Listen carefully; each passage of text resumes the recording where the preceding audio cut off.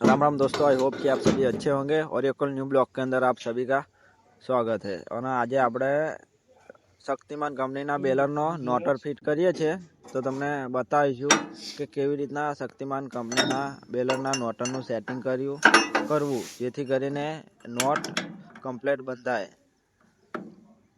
તો તમે જુઓ કે હવે આપણે પ્રેશર પ્લેટને અંદર નાખીએ છીએ, કેમ કે જો નોટર ફિટ કર્યા પહેલાં આપણે પ્રેશર પ્લેટને નાખી દઈએ તો નોટર ફિટ ના થાય। જેથી કરીને આપણે આ નોટરને ફિટ કરવી શકતે પ્રેશર પ્લેટને બહાર રાખવી પડે અને પછી જ નોટર ફિટ થયા પછી જ તે પ્રેશર પ્લેટને અંદર નાખવાની, જેથી કરીને સેટિંગ પણ કમ્પ્લીટ આવી જાય અને નોટર પણ જલ્દી ફિટ થઈ જાય। તો જો આપણે હવે અત્યારે આ નોટનું સેટિંગ ચાલુ જ છે અને જો હવે આ બોલ્ટ રહ્યો એને આપણે સેટિંગની અંદર લઈ આવીએ જેથી કરીને નોટ કમ્પ્લીટ બંધાય। જો આ વાયસલ છે ને એ પટ્ટીના લેવરમાં આવવું જોઈએ એટલું જ પ્રેશર દેવાનું। જો એનાથી વધારે પ્રેશર આપીએ આપણે તો પ્રેશર પ્લેટ ભાંગવાની સંભાવના રહે અને કાં તો જલેબી તૂટવાની સંભાવના રહે।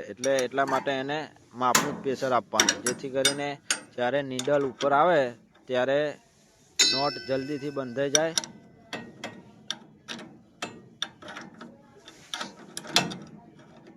અને તમે જુઓ આ ઉપલી નટ છે એ પ્રેશરની છે। જો એને વધારે પ્રેશર આપો તો બેરિંગ તૂટી જાય અથવા પ્રેશર પ્લેટને માર પડે છે, એટલે એને પણ મીડિયમ જ પ્રેશર આપવાનું રહે છે। જો એનું પ્રેશર સેટ કરવા માટે આપણે આ બેરિંગ છે એ હાથેથી ફરવી ના જોઈએ, જ્યારે નીડલ ઉપર આવે ત્યારે જ ફરવી જોઈએ, ત્યાં સુધી બેરિંગ સ્થિર જ રહેવી જોઈએ એક જ જગ્યાએ। તો જો આપણે સેટિંગ ચાલુ જ છે।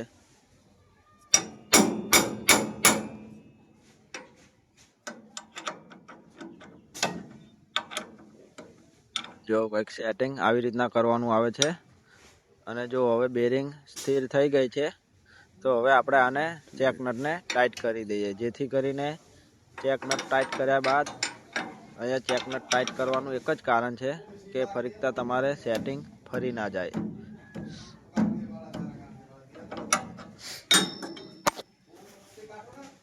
અને જો મિત્રો આપણે ટેપથી નોટર જ્યારે ફિટ કરીએ ત્યારે ટેપથી માપવાનું હોય છે અને એ 280 mm આવવું જોઈએ માપ, તો જ નોટ બંધાય સ્મૂથ। અને જો મિત્રો આવા જ વિડીયો જોવા હોય તમારે તો લાઈક, શેર અને સબસ્ક્રાઈબ કરી દેજો ચેનલને।